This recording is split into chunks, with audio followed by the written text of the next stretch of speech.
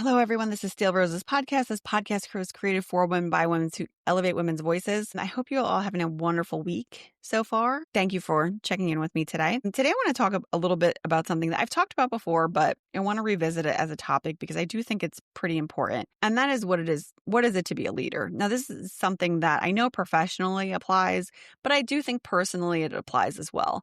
Because when you're a stay-at-home mom, you very much are leading. So there are social things across that you can really pull through. But I'm going to discuss personal experience professionally. So when I was very young in the industry, the examples that I had that I was exposed to were really women who were, kind to your face, cutthroat behind your back kind of people, right? And then I had media examples in movies like The Devil Wears Prada, right? And if you've seen it, I know I'm dating myself a little bit. It was still to this day one of my favorite movies, I think mostly because of the fashion. But something that also had caught my eye was the cutthroat, big boss Miranda who would clump around the office and everybody would scatter and hide because they were afraid of her. That's what was given to me as like an example as a leader, right? Now, the very first time I was promoted and given the opportunity to lead, I crashed and burned so friggin' badly, I almost got fired. I tell this story today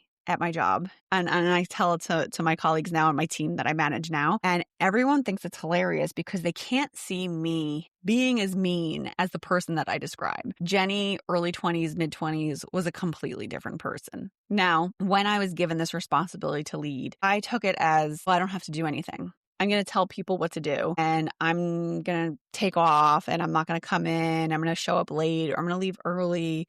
And I'm not going to really do anything. And, that's how I looked at it. And so that worked for a couple of weeks and then promptly blew up in my face. I learned the hard way.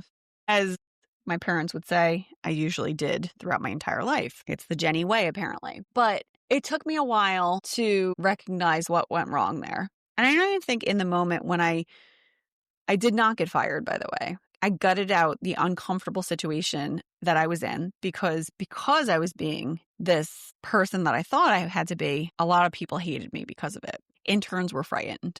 And this is what I was told later on. I had to work through that, which was incredibly uncomfortable. If you've ever worked in a professional setting, and this is back when you were required to be in office all the time, it is very awkward and difficult to be in a place where nobody likes you. But I had brought that on myself. So I kept my head high. I sucked it up and I figured it out, and I stayed still for another year or two, I believe. And I still made it out in good form. Now, I learned a lot from that initial situation, but I didn't quite know still how to manage people. Now, with every single position that I held at every company that I was at, I remember being in instances where I would have majority not good bosses. Actually, majority of the bosses were pretty awful.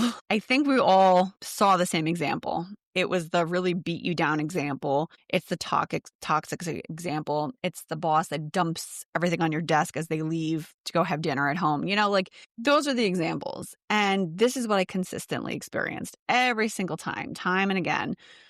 And with every experience like that, I remember thinking to myself, if you're ever given a chance to lead again, you have to do differently. You can't let people feel this way. You have to do better than this. So I'm fortunate enough that my career has gone well enough where I was given that opportunity again to lead. And that time that I had it was a few years back, was the next opportunity that I had to lead. I, with gusto, embraced the whole thing. And I showed up and I said, well, why don't you all, it was my first day at this agency. And I said, well, why don't you guys show me what to do? Show me what it is you're doing. I need to learn the ropes with you because I need to be able to backfill you.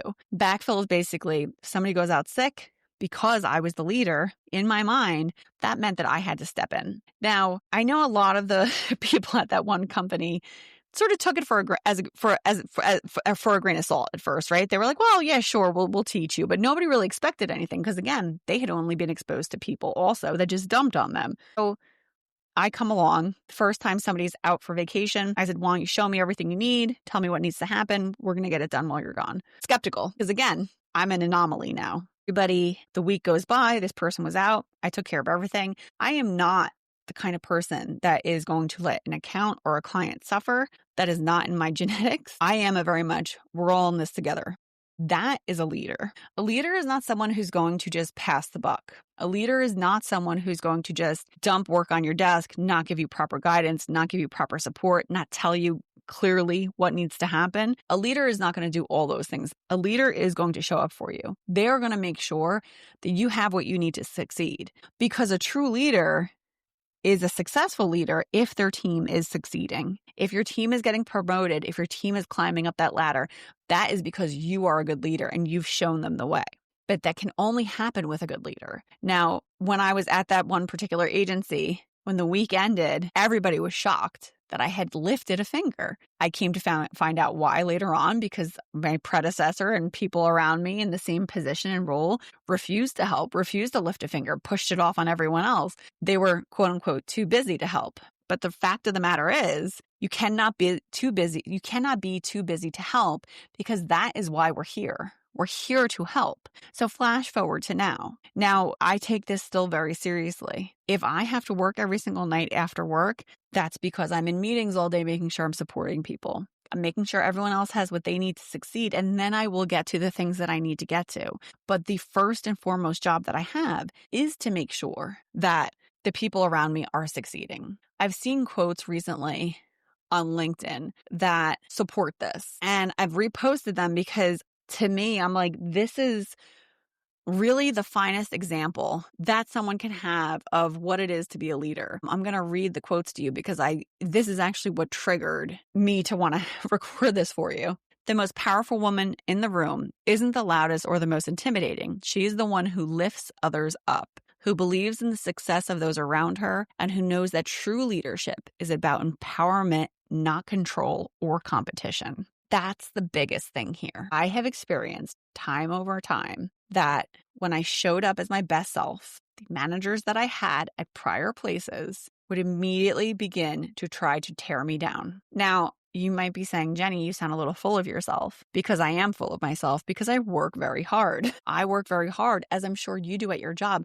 I know my strengths, I know my weaknesses, and I know what I readily admit. I make mistakes all the time. It happens. I'm a human being, but so is my team. And so in order to really be the leader that everybody needs, you have to empower others to know that what they're doing is right. They know what they're doing is right because they feel comfortable, because you have given them that comfort level, because you've encouraged them and helped them grow. A quote that somebody in my agency recently said was, I will grow wherever I am planted, meaning wherever I land, I'm going to learn everything around me, and then I'm going to grow from there. I love that quote so much. That's something that I have felt many times throughout the years, and I was never able to articulate it quite so nicely as that. But it's a fair thing to say. Now, if you're in an environment that is really bad around you, the growth isn't going to happen, but you are going to learn things. And in those instances, you're going to learn what not to do. Every opportunity, every situation is a growth opportunity. Some of them let you grow upward, but others let you grow inward, because you are recognizing things that you would never want to do to someone else. And you'll make sure that when you get to your leadership position, you're going to make sure your people don't feel as badly as you did in that moment. The key here is to learn from every scenario, turn it around, and make it so that you've learned from that, and you will make sure that other people do not have to experience that too. It's very much entangled, but it's really all there. This whole framework of beating people down professionally to let just a few rise to the top is, in my hope, on its way out the door. I know this is a little bit of an odd one. I don't really usually focus this heavily on a professional thing, but it was something that's really been in my mind. So I wanted to share it with all of you. For those women out there that are working through your career and trying to make your way up the ladder, I hear you. I feel you. As long as you keep your head up and you just keep doing your job, you will get there. And, you do have to be strategic in some senses. Make sure that you don't stay too long in a role that you think is not serving you. If you look at my trajectory, you will see that every 3.5 years, I have moved from agency to agency. That was a strategic choice. I did that on purpose because I had a basic formula for Jenny getting promoted. You give yourself 1 full year from the start of a new job to learn everything about that job and get really confident. You need a year. It's 3 months to learn to get your bearings, and then it's a full year to really own and learn everything. After that first year, then you go into growth. So year 2 is when you're starting to grow. You've now mastered everything about your role that you need to know. What can you do else? What is extra that you can do? That's year 2, is that growth period. Year 3 is when you start knocking on the door of a promotion. I'm ready to go. I'm strong in my role. I know more than my role now. I can support more than my role. What do? You have to knock on that door. You have to speak up. If you do not open your mouth, you will not get a promotion. That is not being pessimistic. That is real. You will not just be recognized for your work just because. That's not a thing. You have to knock on the door. You have to open your mouth. Year 3, if you're continuously pushed to the side, if you feel like your boss is gaslighting you, if you're flat out told, well, you're good in your role that you're in, so we're going to keep you there, which I say it like that because I was told that at one agency. I also was told once, I was laughed at. I put together a full PowerPoint presentation about how much money I was bringing in, and the amount of projects that I was managing was far exceeding everyone else's book of business. And my manager laughed. He laughed when he saw the presentation, and he said, oh, we'll talk about it. It went nowhere, and I was subdued quite a bit. Instead of actually getting elevated, he enlisted some coworkers to spy on me and let him know if I missed any emails. And so when I did bring to him my request for a promotion and brought him all of these quotes from clients and all of this actual metrics data, he said, well, you didn't reply to this one email within 24 hours. And so, we're not going to do this right now. That's when I know it's time to go. If you're not being recognized and you really don't if you're not given that branch to say, yes, we're going to do this, and you're not seeing anything happen, then you need to leave. Do not let yourself get comfortable. If you truly want to grow your career, then you have to be aggressive. And I'm not lying. If you look at my resume on LinkedIn, you will see every 3.5 years, I left. Because if I am told no, then there's someone else out there that is going to see some talent in me. And I'll make sure I keep going until I find them, which is why I am where I am, because the talent is recognized and they're wonderful people. I am always here for those looking for professional guidance, and I am always here to help. If you ever feel that you want an ear, if you want to run a scenario past, I love it. I'm here for it. You can email, you can message on LinkedIn, Instagram, wherever you want to find me. I hope you found this episode informative. I appreciate you being with me, and I will catch you on the next one. Take care.